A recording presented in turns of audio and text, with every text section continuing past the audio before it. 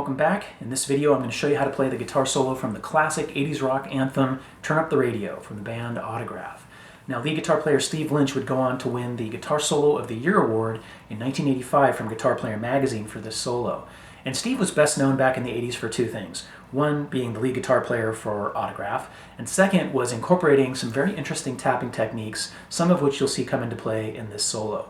Now, the last thing I want to say before we jump on into this is that you'll often see this song transcribed or notated with the guitars being tuned down 1/2 step, right? So E becomes E flat, A becomes A flat, D becomes D flat, etc. You know the drill.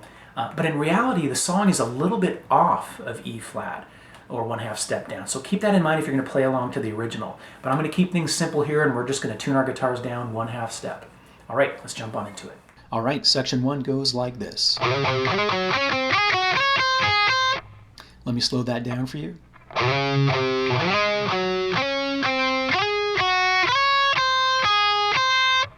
Now, obviously, you're sliding into the first note every time you switch strings as you start ascending through this lick.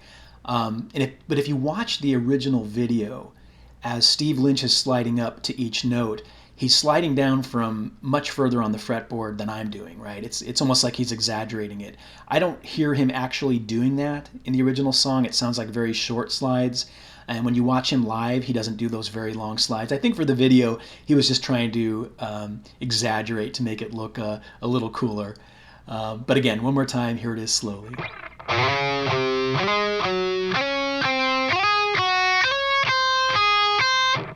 All right, section 2 goes like this.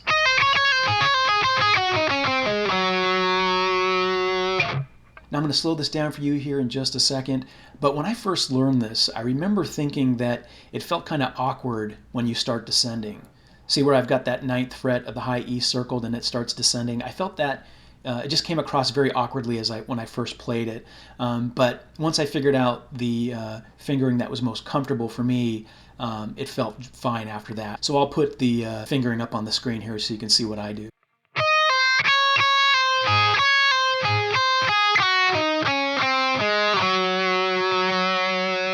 So again, that's what works for me, but if you find a fingering that works better for you, I say go for it. Now that final G note on the 5th fret of the D string, you can see I'm applying some rather subtle vibrato.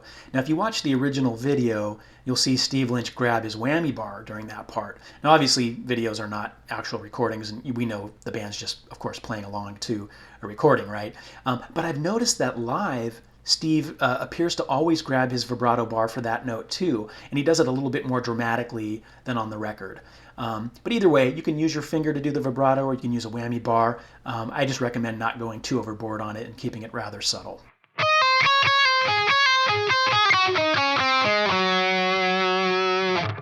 Section 3 goes like this.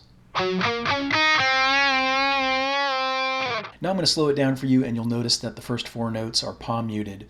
And then when you get to that 6th fret of the G string, you're basically bending up 1/2 step and then coming down and then repeating 2 more times. So here it is, slowly. Oh, and don't forget the slide down at the end.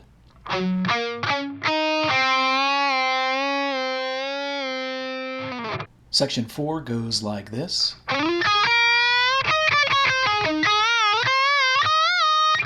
Let me slow that down and then we will dissect it a little bit.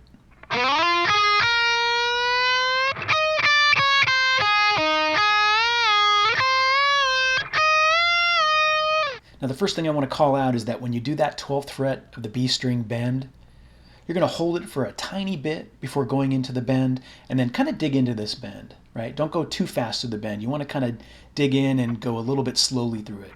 So let me play those first 3 notes.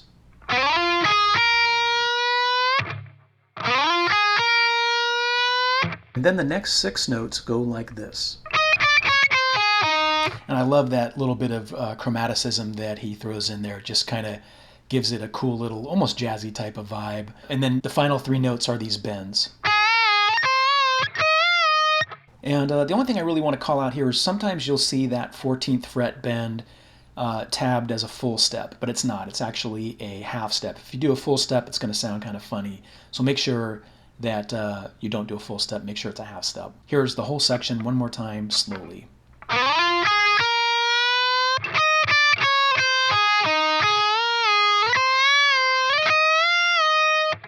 All right, here is section 5. This is a big one, but we're going to break it up here in just a second.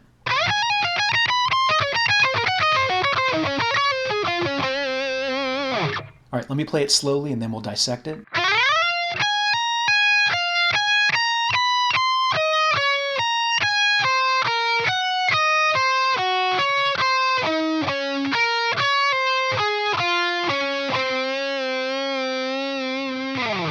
Now after the first 8 notes, which go like this, we then get into probably at least what I consider to be the most challenging part of this solo, where we've got some string skipping and just some kind of odd fingering. In fact, when I first tried to learn this, I used to play it a little bit differently. I played the same notes, but I created my own way of going down just the G, B, and E strings for this part. But after watching him live, I can see that he's not doing that. He's doing it this way. And so a lot of times with those notes, you'll see it transcribed where it's in groupings of 4. And so here are those groupings of 4, what they sound like.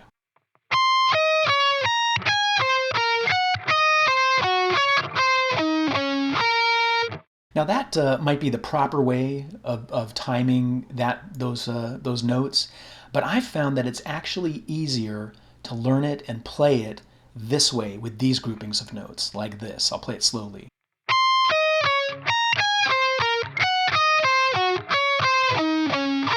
Now I'm only pausing in between each grouping to emphasize where we're separating each little grouping. You obviously don't want to pause like that while you're playing it, but I'm just showing you how I learned it, what made it easy for me to digest. And once you get it up to full speed, it's going to sound right. It's going to sound okay. So don't get hung up on the groupings of 4 that I showed you a minute ago. If that doesn't work for you, try it this way. And then we've got these 6 notes. And you'll notice the way I tabbed that 16th fret A string at the very end. It looks like I'm bending up a half step 3 times, a tiny bit of vibrato, and then a slide down. That's what it sounds like when you really slow it down. But once you get it up to regular speed, you can think of that 16th fret A string note as being, just applying some semi-wide vibrato, like equivalent to a half step. So don't get too caught up on the way that I tabbed it. Just play what feels right to your ear. So here is the whole section one more time slowly.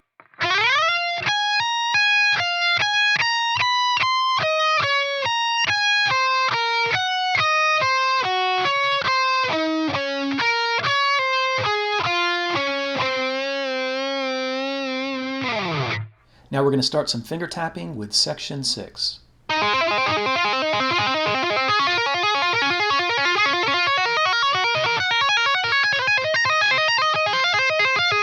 Now you can see that I got a little bit lazy with the tabbing there, and instead of continuing to tab it out, I indicated where you repeat each section. So you can see the first one is 4 times, the second section is 4, the third is 2, the fourth is 2 times, etc.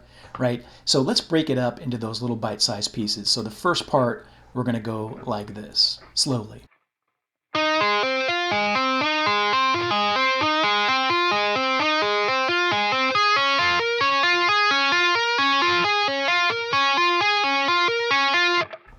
Now, one thing that I forgot to mention on the last section is that when I was playing that final note and I start sliding down the fretboard, at that point I'm taking my pick and I'm getting it out of the way for this finger tapping section. Now what I do is I put the pick in my mouth for this part because I want my right hand to be totally free. But as I've said before, please do not put the pick in your mouth. Actually, I put it between my lips. Do not do that if you think you're going to swallow it, or if you're not capable of. Please don't do that. I want you to be safe. But that's what I do. And then I use my pointer or index finger and my ring finger on the right hand to do the tapping. Watch again.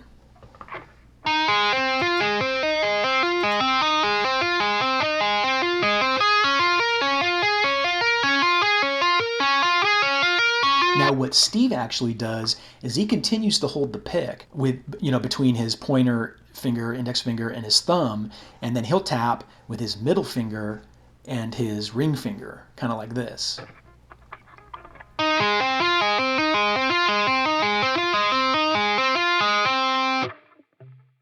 That's another way to do it.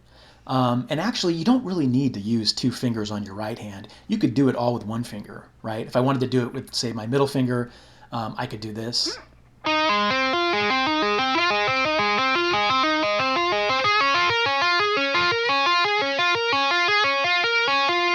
it's the same result, right? But you have to admit, when you use two different fingers on your right hand, it looks a little bit cooler, okay? So keep that in mind, right? Now the next part of the finger tapping goes like this.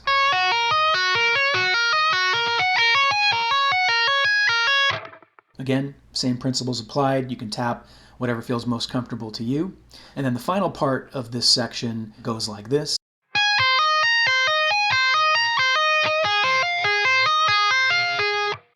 All right, now let's repeat section 6 in its entirety, slowed down.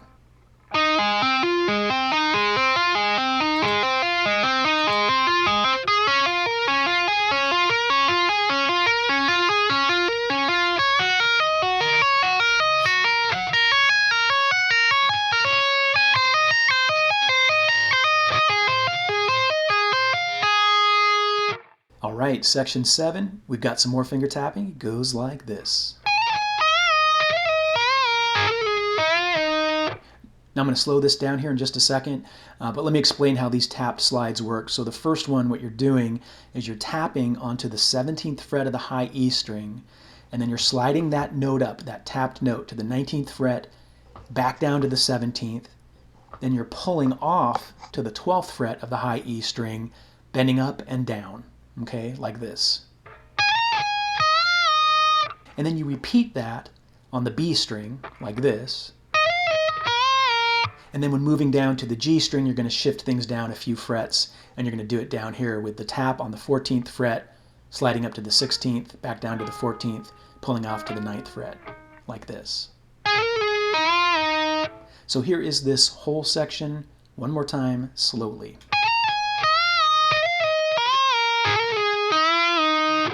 Okay, now we're going to finish with section 8, where we've got a little more tapping, and it goes like this.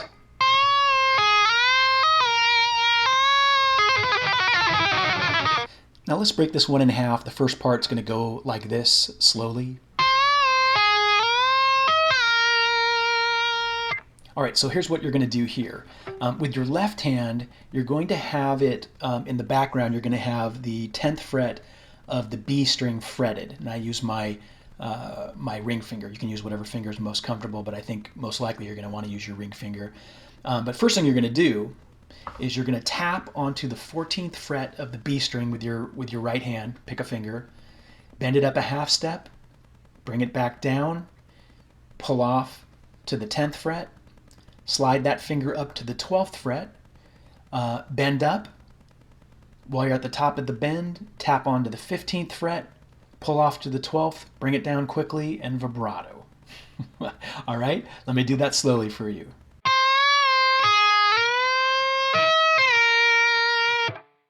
Now one thing I want to call out there is that tapped bend at the 14th fret. The bend is not coming from your tapped hand. You're not bending by pulling up with your tapped hand. The bending motion is coming from your left hand. Okay, so with that fretted 10th fret note, you're using that to bend the note up. You're just tapping with the right hand, okay? And then the second half goes like this. So once again, just like the beginning of the first half of this section, you're tapping onto the 14th fret of the B string, bending it up a half step, bringing it down, pulling off to the 10th fret of the B string. And then from there, while you're holding that 10th fret note, you're going to do a trill by tapping quickly onto the 14th fret, okay, like this. But then you're going to slide both hands down the B string, like this. And with that part, my best advice is just to feel it. Don't get too hung up on, oh, I need to move my hand down at a certain speed down the fretboard, or I need to land here or end up at this spot. Don't even think about it. Just do it. Okay, just do the trill and move your hand down the fretboard in a way that feels right to you. All right, everybody, that was my video showing you how to play the guitar solo from Autograph's Turn Up the Radio. If you like what you saw, I'd appreciate a thumbs up. And don't forget to hit the subscribe button if you haven't already. And of course, if you have any questions or comments, leave them down below and I will attempt to answer all as time allows. Until next time, rock on.